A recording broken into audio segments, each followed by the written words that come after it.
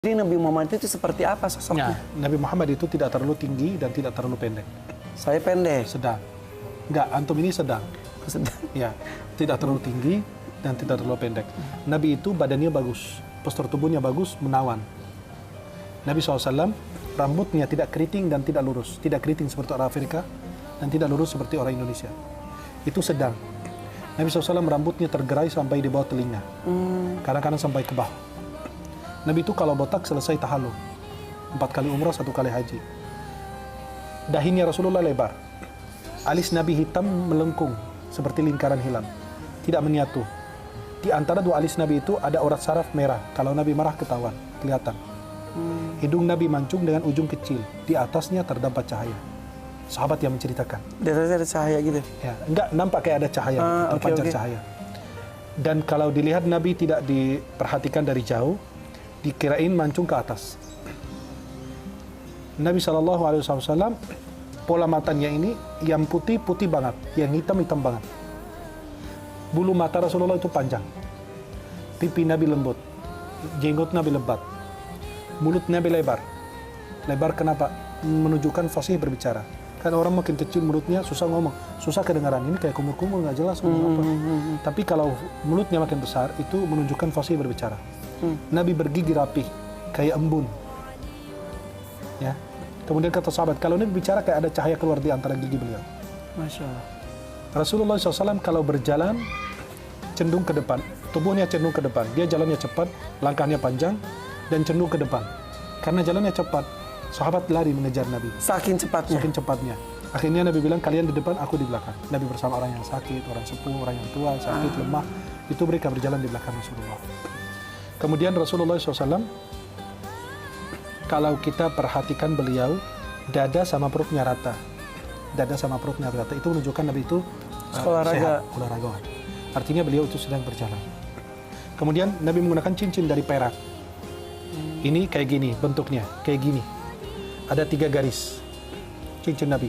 Ada Muhammad seperti ini, ada Rasul, ada Allah. Oh iya, ini juga ada Muhammad, Iya. Rasul, Allah. Kurang lebih seperti ini. Cincin yang digunakan Rasul. Kelihatan nggak? Sedikit aja, sedikit. Jelas? Maka cincin Rasulullah itu dari perak. Itu 3 baris. Muhammad, Rasul, Allah. Baris pertama Muhammad, baris kedua Rasul, baris ketiga Siapa yang Allah. bikin itu? Itu dibikin untuk Nabi SAW, bukan hanya cuma buat khusus cincin doang. Cincin Nabi SAW di sini. Oh gitu, oh dibalik. Dibalik. Itu sunnahnya dari Nabi begini. Oke. Maka sebagian ulama pakainya begini. Di kelingking? Ya. Dan Nabi SAW itu dipakainya bukan cuma hanya buat sekedar cincin, tapi sekalian cap, stempel. Maka kalau anto, Kak Irfan, lihat stempel Nabi itu persis kayak gini, kurang lebih. Berarti kebalik dong tulisannya, karena kalau di stempel itu kan harus jadi kebalik. Enggak, nanti dia kan kebaca di Kak. Muhammad di bawah, Rasul, Allah. Karena stempelnya pas. Oke. Di kelingking juga, Ya. kanan kiri. Iya. Ini semua karena ada riwayat dari para Dari sahabat. kan mereka yang menceritakan. Nabi kalau duduk bersama orang, Nabi itu kalau secara akal atau pemikiran kita, logika, Nabi itu mereka lebih tinggi. Tapi kalau Nabi duduk lebih nampak. Itu sebagai mukjizat. Kenapa? Biar tidak ada yang lebih nampak dari Nabi. Tidak lebih Padahal tinggi. tingginya sama. Mereka mungkin lebih tinggi Nabi juga. lebih nampak. Itulah kemuliaan untuk beliau. Oke. Kalau Nabi SAW menunjuk tidak menggunakan telunjuk atau jempolnya seperti ini, fulan atau fulan gitu enggak. Nabi menggunakan seluruh telapak tangannya. Kalau manggil orang adabnya tinggi begini. Hai fulan. Ya. Kalau Nabi takjub diginiin tangannya. Aneh. Atau takjub beliau. Kalau Nabi berbicara diginiin tangannya. Nabi SAW lebih banyak menunduk dibanding melihat ke atas. Lebih banyak berpikir dan merenung. Nabi SAW jarang berbicara. Dan kalau berbicara tidak berlebihan. Dan tidak kurang. Pas. Kalau berbicara memulai dengan memuji Allah, mengakhiri dengan memuji Allah lagi. Nabi SAW kalau berbicara, sahabat duduk menundukkan kepala seperti ada burung di atas kepala mereka. Ada burung di atas kepala mereka. Jadi mereka diam semua. Bayangin kalau ada burung, takut terbang. Mereka menunduk semua. Kalau Nabi selesai, baru mereka boleh bicara. Tidak ada yang berani bertengkar di hadapannya. Kalau beliau menyuruh, semua berebut melaksanakan perintah. Insya Allah. Nabi tangannya lebih lembut dibanding sutra. Kata Anas bin Malik, aku menyentuh sutra dan menyentuh telapak tangan Nabi, itu Nabi lebih lembut. Padahal Nabi pekerja keras. Kerja keras. Tapi itulah kemuliaan. Nabi kalau bersalaman, beliau mengucapkan salam duluan, dan kalau bersalaman tidak melepaskan tangannya terlebih dahulu. Menunggu orang lain melepaskan tangannya. Siapa juga yang mau lepas dari Nabi Muhammad? Tapi kalau dia lepas, Nabi nunggu dia lepas dulu. Kan takut Nabi kalau lepas, itu kan dia tersinggung. Masya Allah. Kita bisa ketemu Nabi nggak? Bisa. Pertama, dengan mencintainya, melaksanakan sunnahnya, mengerjakan sunnah-sunnahnya, kemudian menyebarkan hadis-hadisnya.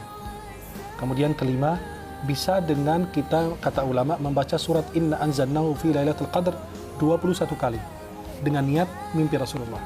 Bisa mimpi? Bisa. Bisa membedakan mimpi ini Rasulullah SAW benar? Sesuai dengan yang saya gambarkan tadi.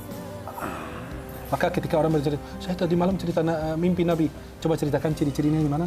Nabi tidak ada jenggotnya, berarti bukan. Karena sesuai dengan ciri-ciri yang kita jelaskan. Pernah? Ya, tidak boleh ceritakan katanya. Iya, lebih bagus disembunyikan. Maka gini, kalau mau mimpi Nabi, baca Inna anzalnahu fi lailatul qadr 21 kali.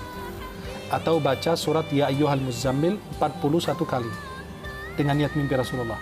Atau baca Inna a'tainakal kautsar 1000 kali malam Jumat dengan niat mimpi Rasulullah.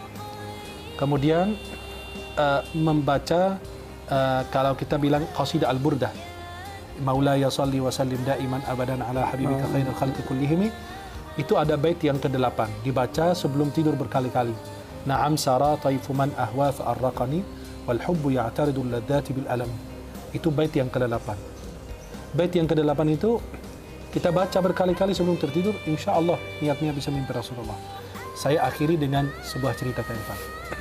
Seorang murid datang ke gurunya. Dia mengatakan, wahai guru, aku mau mimpi Nabi. Kata gurunya, nanti aku menjamu kamu malam hari di rumah. Dimasakin makanan. Makanan itu asin semua. Kata gurunya, silakan makan dan tidak boleh minum sampai pagi. Dia makan, agar mimpi Nabi kan. Dia makan, makanan asin semua, dia tidur.